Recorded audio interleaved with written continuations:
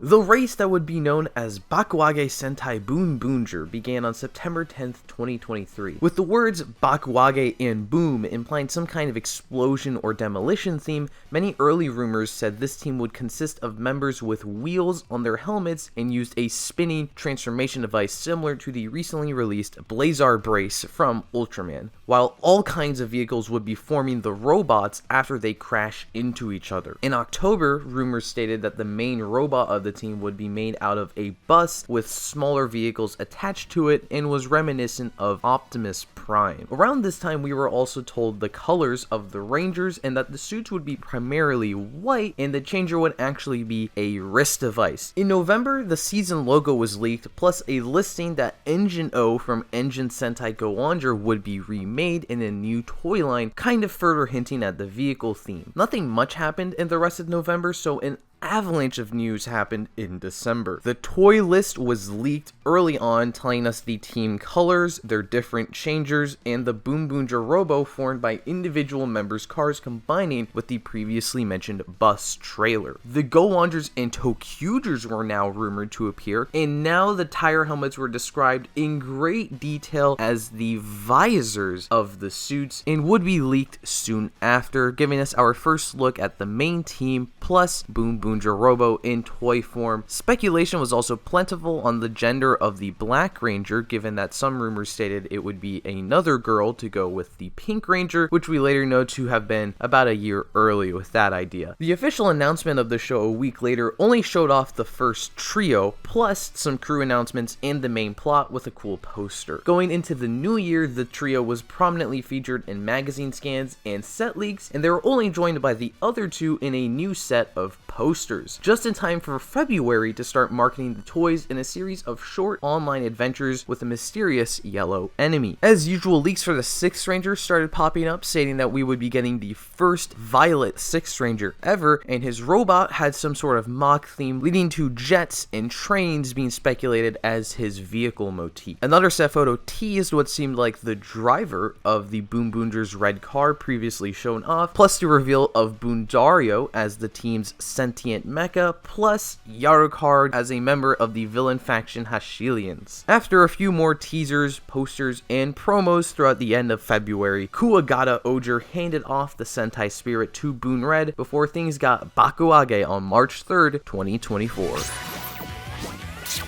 What other word is there to describe this season besides Bakuage? They say it all the time. I mean, like, sure, Boonboomger isn't as bizarre or experimental compared to the seasons that came before it and even after it in the Reiwa era, but other than the suit visors, of course. But it also really doesn't just feel like a return to the normal Sentai formula. There's a lot of new modern interpretations added to what usually would be a standard Sentai show, and it makes this feel like something new and slick and unique, but like an old memory, an old friend coming back, and I thought it was really cool. For starters, I love that it incorporates the new Toei trend of breaking the show into these big arcs and kind of making a big deal out of each mid-season finale and mid-season premiere. This time around, we even got like posters for each arc, which King Gozer kind of started and Kamen Rider's been doing it for a bit. And I thought it was awesome for a Sentai to really deal with that, because it's an awesome way to progress the story of the season without like doing too much plot stuff and maintaining the episodicness of a Super Sentai show, since each arc has like an overarching kind of element, usually due to the change in main villains and even guest characters appearing during the arcs. And it's a small thing too, but I love how like the theme song even changes in accordance to this and doesn't even like time it to each arc. It just goes with the way the characters are acting and stuff like that. Like small changes like taking out Chashiro or Genba when they've left the team temporarily, or even Taya when he's distraught over losing Bundario, who has also been taken out of the opening. Just, it kind of adds a lot. Like, I love little things like that because it actually gets you as the viewer kind of almost involved with the story developments in some way. And I think it's super awesome that Sentai is starting to do this kind of thing beyond just adding the 6th Ranger. Now, obviously, you know, there should be more than just changing the opening for, like, this kind of act multi-part structure thing to work. And that's where I thought the Hashilians came in. To facilitate a multi-arc storyline with multiple generals, it was such a smart move to make the villain faction this crime boss syndicate so that we could slowly start to introduce all these different members until we reach the big final boss.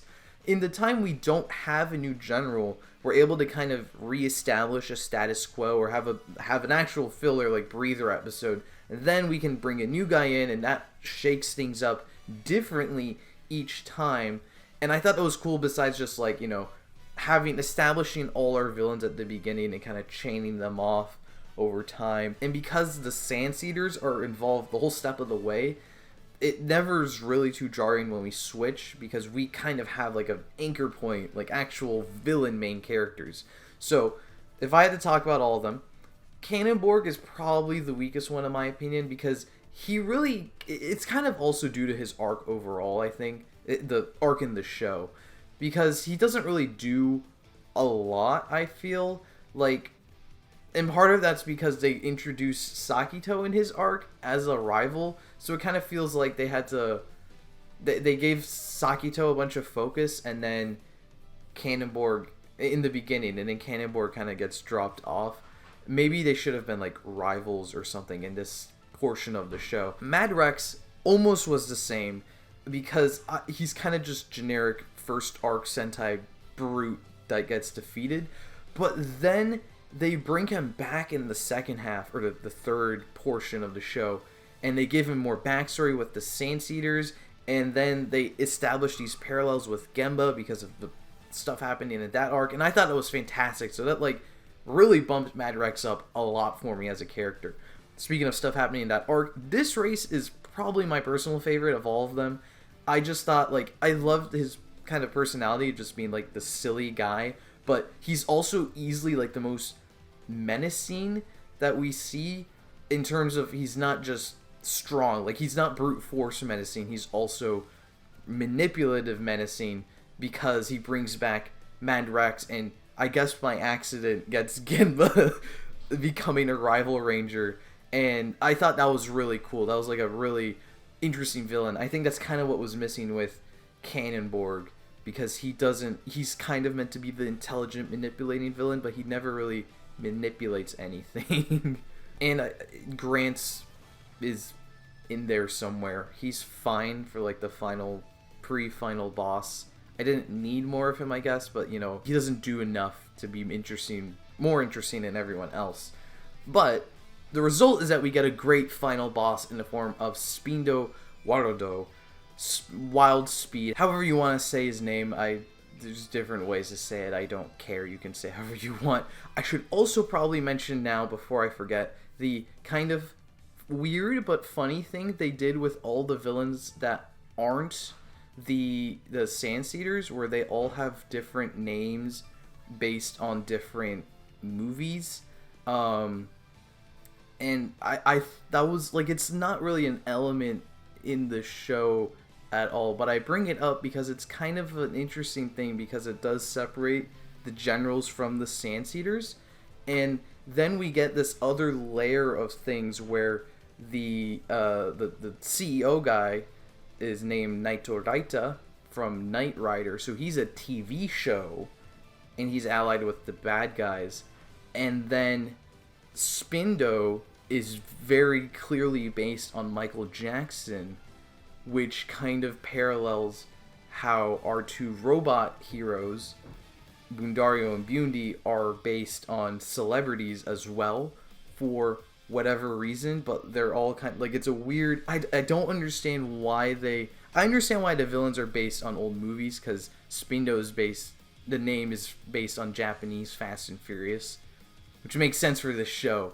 But then why is the Six Ranger guy named after Vin Diesel, not the main hero? Anyways, Spindo's cool because he's not even introduced as a character until the final arc, when he starts getting involved. I thought that was a really fun subversion of, usual Sentai big bad stuff, where they're in episode 1 and they're just not doing anything till like the mid-season, and then the finale. He only shows up in the finale when he starts doing things, and he's still mentioned in, like, I think episode 5 or something, like the Sand Eaters talk about him. So it's like we're anticipating his arrival the entire show. It's not like he comes out of nowhere. So that's really fun. The idea of him being a guy who wants to control everything isn't like groundbreaking. I mean, it's kind of generic, but putting him in the businessman persona perfectly mirrors the Boonboomgers, who do want a chance to let everyone get their hand on their steering wheel. Like, it's unique because of the way they're framing it in this show, I think. And I love that it also gave us, like, straight up human villains, not mind controlled, not disguised monsters, not rival rangers even, just a bunch of old evil dudes brainwashing civilians and telling them lies and getting them to distrust. That was pretty neat. I think it made the finale that much crazier, because it's not just suited monsters bringing the pain, but like real people. Of course, the real winners of the Hashilians, to me, are the Sandseeder Trio, Team Rocket, the Three Goons, as some subs call them, whatever you want to call them. There's not really much to say. Kind of, I feel like it should be obvious, at least if you've maybe been watching my videos, I don't know. You know, I love seeing the three goofballs try their hardest to climb the ladder of the evil intergalactic gang. It's a lot of fun because, yes, they are just goofballs doing goofy stuff, and I love Sentai goofballs, but them being goofballs serve that story purpose with the other generals. And also Yarokar, like, a crazy amount of lore, which I thought was pretty cool when they talked about that, and like they kept building on that. That was pretty fun. So it made it all the more satisfying to watch them be goofballs and eventually come around to the Boonboomgers and work with them against Spindo because of their already established nature. Didn't really feel like a redemption of sorts, just like a, I mean, just a re-establishment of ideals, I guess. That's kind of the same thing. And of course we can't forget that the Sandseeder Trio is just Tonkatsu, because Keza latched onto Yarokar, and then Marcos and I just kind of figured we're just Itasha and Deco trade. It kind of just varies on the day which one is which. And I bring that up just because, like, I'll admit, a big reason behind my enjoyment of these characters and also all of Boonboomger is because I watched basically the entire show with those two, and it was always just a blast getting to sit down and watch it with them. It was just such a fun time to watch with the two of them. So if you guys are watching this, thank you for letting me join it, because it technically was just the two of them, and then I just showed up, and then it turned into Tonkatsu watches Boonboomger. And of course, if you would like to watch our reactions, they are out there. They're over. All of them are over on Kez's channel. I'm starting with episode 1. I'm not in episode 1, but I did show it pretty quickly. And then you can see my live reaction to all of the episodes. If you want to hear my thoughts on every individual episode on my channel here, I go over each episode in a short review. I've also just reviewed the movie as well, if you want to hear my thoughts on that. And I'll be doing the same thing with gozyuger, reviewing every episode, and we're going to be reacting to the first couple of episodes once again on Kez's channel, so make sure you check all of that out. Speaking of gozyuger, you should check out my recent gozyuger video as well, where I talk about the new trailer stuff. Anyways, I'm done plugging video stuff. Legacy Sentai are a part of Boonboomger, which is really interesting. We did kind of know that, again, from the outset, because toqger and go-onger were rumored to make cameos. And now that we know Boonboomger is the season before the 50th, now it does make sense that they pack so many cameo episodes into here, because they do always kind of like to make the pre-anniversary show a pseudo-anniversary kind of thing. We just didn't know it would be this year because we didn't know they were changing the anniversary to go by years now instead of seasons. And I didn't mind it, which is funny because I haven't seen any of the 3 shows that make cameos and get references in this one. But it's because, like, the toqger and gokaiger ones were relevant to specific characters. We got an Orange Ranger, 6th Ranger, giving a heart-to-heart to our Orange Ranger departure character, and then we literally get Gokai Blue changing into Boon Blue the episode Chashiro leaves. So that was pretty awesome, especially if we're going to get an episodic self-contained story. I don't see the problem with getting Sosuke back to mess around with the Boonboomgers for a bit, because they're both car themed. Like, it makes the episode stand out more. Sure, Bandai gets to sell more toys, but, like, Especially, it's each arc, isn't it? And it's just a single episode and that's it. Like, I don't know, if you're suffocating from the fact that Sosuke appears in episode 12 and doesn't do anything besides showing up, I don't know what to tell you. That's my take on the pseudo-anniversary stuff. Again, let me know if you think they should keep doing this, if you think they should pull back on this, or maybe just a King Gozer thing, 1/10th anniversary special allowed per season. I don't know. This does kind of lean into my biggest disappointment with Boonboomger as a show, though, and it's we never got the Big Bang Grand Prix. It's set up in the first arc to be the thing. Like, the Boonboomger system was made to be race suits, to race in that. All the Boom Boom cars are race cars that also can turn into weapons. That's besides the point. They're all meant for that. We get scenes of the team training for the race in some of the early episodes.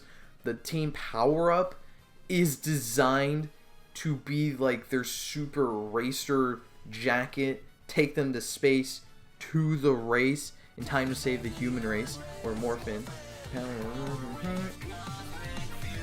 But as of now, we're not going to see that race. We get the beginning of it in the finale, which, like, I'll admit is kind of a pretty cool way to end a season of Super Sentai. The team going into space, getting ready to do a race. I'm not going to do the thing again. But I feel like with it being set up so early and so often in the show, it should have been in the show itself, not in this nebulous void. Like, we don't even know if we're going to get, like, because it's not in the Versus movie. And there's nothing else announced for it, so it's just in this nebulous void of are we ever going to see the race or not? And I feel like we should. I kind of feel like it would have been way cooler if they like carved out a couple episodes in the final stretch. So we defeat Spindo like 3, or not even defeat Spindo. We could just defeat Grants, and then we go do the BBG and the like race against Spindo in the BBG, or winning the BBG, defeat Spindo. Like, a different way to defeat him kind of would be cool. But either way, like, I feel like that should have been the final arc of the show, especially because of the legacy stuff. Like, I feel like that would have been an easy way to kind of wrap a bow on that too. You can have them race into BBG. Here's the gokaigers racing with the pirate ship. No, they have a race car. They could be in the race car. And then it could lead into gozyuger as well, because you could just have him show up on Tega Sword, I guess, or show up in some way, obviously, because it's in space, Sentai, racing, blah, blah, blah. Actually, here's the thing. If we get, like, a boom, because they said the BBG is a whole year. So, if we get, like, 12, or even, like, 3, I don't know, like, a TTFC series would be so cool. Like, something like Outsiders. I mean, generally, you could do it like Outsiders for Sentai, because it would be the space race thing, and you can have all of the different Sentai appear during the race and give us all the cameo stuff and new toys and stuff and whatever. Like, I feel like that's perfect. Maybe that's why it's saved for a after the show thing, because they are doing that. They probably aren't, but I still think it should have been in the show itself. Speaking of being in the show itself, the Boonboomgers. That's my entire transition to talking about the characters. I don't know. I think they're one of the most solid Sentai we've gotten in terms of characters in a little bit, because it really felt like everyone had some kind of prominent storyline throughout the show, or for a big portion of the show in some way or another. Sagito and Bundi, let's start with them. Because I'm like mixed on them. I love the introduction as rivals, especially Bundi kind of is more of the driver of that storyline, because he's relevant to Bundario's character in the story. I just feel like they should have been rivals a bit longer, because after they end the rival arc, we enter this weird thing where they're kind of helping out the Boonboomgers, but they're not really part of the Boonboomgers. Like, they're showing up and eating curry in the base, and they're all, for all intents and purposes, part of the Boonboomgers, but they don't get the champion jackets because they aren't actually part of the Boonboomgers. Like, I think that's the intent behind that idea, and Sagito does just kind of come and go as he wishes because he's not officially part of the team, but he's basically part of the team. So it makes their ending arc kind of weird, because they decide to help out the Boonboomgers on their own and now stay behind as Earth's protectors. But up until that point, they pretty much already were Boonboomgers, but sometimes they weren't, just depending on what the plot needed for that episode. I don't know. But they're fine, funny characters as well, so I don't have a problem with them, really. Just a little bit of a weird thing. I do have a problem with how the show did not let Shirabe transform, at least in the finale. I like that she's just their liaison up until the finale, but I feel like after she says she's a Boonboomger and she pulls out a Boom Boom Changer, she should probably transform. That's just me. But besides that, I like that that is her arc, going from just like the cold stone liaison to being more like open to working with the team, eventually like even dissuading from her entire organization to help out the Boonboomgers, and again declaring herself a Boonboomger. I like that she ends up as the director of the ISA. I think that's pretty cool. And I also like when she was down bad for Bundario. That was just a fun little character trait, and I always like seeing her. Especially with her cold personality, it was fun seeing her break down because of the silly robot guy. Speaking of silly robot guy, Bundario, another great character member of the show. I love that he's the silly mascot. I love silly mascot robot characters. That's why I like Sakito and Bundi as well. But I love the extra depth they gave him here about being a mechanic for the Hashilians, and how he's like really the whole crux of the finale with his death. I thought it was really impactful how they, straight up killed him off and kept him dead for a few episodes, and trying to bring him back and then just trying to avenge him is the whole like motion goal in the finale. I thought it was really well done. So like he was on his own a great character, fun character, and the way the show uses him as well was really great. He's like the honorary 7th Boonboomger, but also Shirabe is. They can share, I guess. She probably doesn't mind. Out of the main group, Taya is honestly probably the one I think is the weakest. Now, he's not bad at all. I like that we had a cool, suave Red Ranger funding all the team's equipment, and I like that he's kind of kept as a mystery until the end where we get his full backstory, but it kind of meant that throughout a lot of the show, he is just kind of there. Like, he just kind of gets 119, doesn't really contribute anything. Technically, 119 as a suit, as a power-up, doesn't really end up contributing much anyways, but that's fine. And in general, it's just kind of like everyone else because he doesn't really have much going on, everyone else had something going on, and I thought they were more interesting.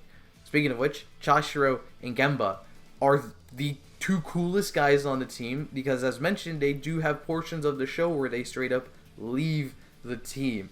Granted, I don't think Shashiro's was as cool because you kind of knew he was doing it as a spy thing, but like it does play into his spy character.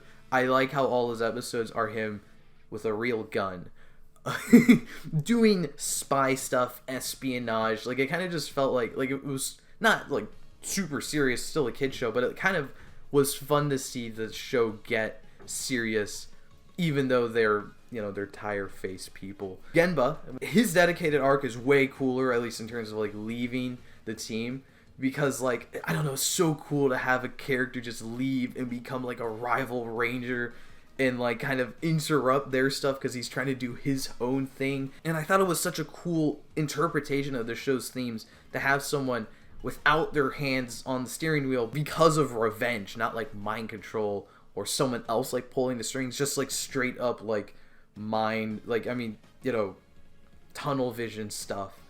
Really cool stuff happening with that. Joe and Mira are the two lovable characters of the team. It's kind of funny how everyone's split up like that. And they're pretty similar in terms of how they just get like consistent focus over the course of the show. Mira's like the pseudo focus character, so I thought it was a lot of fun that she's consistently the one character always trying to look out for the rest of the team. I can't really, she has focus episodes, but I don't want to say like her focus stuff is what makes her shine. It's the little stuff she gets basically throughout the entire show that makes her shine, to me personally. For Joe, it's his little focus stuff, his episodes, that make him shine. I think he's my favorite Boonboomger just because I love his episodes, have him learning about like what it means to be a hero, testing the limits of being a hero, and it like you can see this progression until the finale where he just breaks away from being a police officer because being the Boonboomger is more important and more righteous than his day job. That's such a cool arc. It's so compelling and impactful, and like, again, like, he's like a fun guy too when he's not giving us those crazy awesome moments. So overall, he's like so well rounded and so much fun. Overall, the way each of the Rangers embodies the season motif of taking control of your own life with the metaphor of getting your hands on the steering wheel, tying into the season motif and opposing the villains who wish to control everything, just works together so well. I can't believe that this show about people with tire faces worked so well. So I don't think it's the greatest Super Sentai that I've seen, but it's definitely really good, or even amazing. I can understand why so many people love this show. I love this show. What am I talking about? I'm part of this so many people. So let me know your thoughts on the entirety of Bakuage Sentai Boonboomger down in the comment section. And don't forget to subscribe to the channel to stay tuned for all of my future Boonboomger and Super Sentai videos. Check out my Patreon if you'd like to see this whole recording and extended footage, only $2. And I hope to see you next time.